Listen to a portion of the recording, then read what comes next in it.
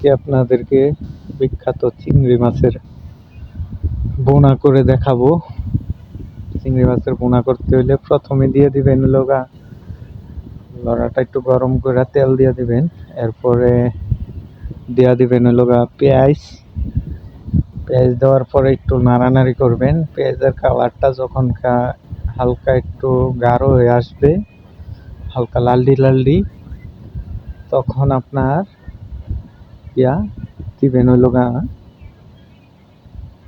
লাড়া দিবেন ভালো করে। লাড়া ছাড়া দিয়া আপনি একটু কালারটারে যখন গাঢ় অবস্থায় আইব তখন আপনি দিয়ে দেবেন আপনার হলুদের গুঁড়া। অল্প একটু পানি দেওয়া নেবেন আগে, অল্প একটু পানি দিবেন। পানি দেওয়ার পরে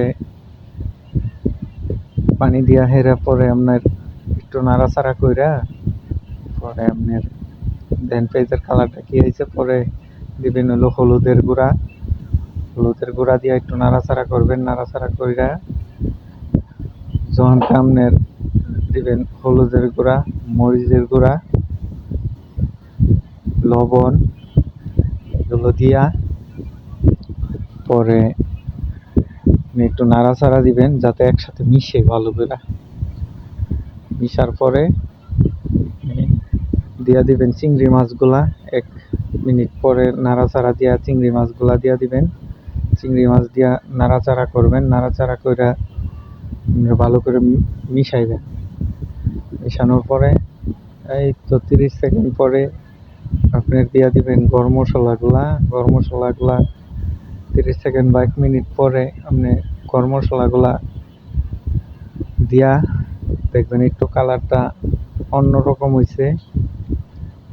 অন্যরকম হওয়ার সাথে সাথেই আপনার করতে হইব যেটা একটু জাল করতে হইব। উপরে দিয়ে যদি একটু তেল দিয়ে দেন তাহলে আরো বেশি ভালো হয়। যদি নাও দেন তাহলেও চলে, কিন্তু সুস্বাদু করার লেগে আর কি না একটু তেল দিয়া ঢাকনাটারে ভালো কইরা আটকায় দিবেন, মেরে দিবেন। দেওয়ার পরে 2 মিনিট ঝাল হওয়ার পরে আপনি ঢাকনাটারে খুলবেন। খোলার পরে যেটা হইল ওই যে আদা বাটা খোলা দিয়া একটু জাল দিয়া নেবেন। জাল দেওয়ার পরে আপনার যে কালারটা হইব, দেখতে পাচ্ছেন কালারটা কি হয়েছে, মন চাইতেছে এখনই খাই, এই অবস্থাতেই খাই। তো আজকের রেসিপি হইল আপনার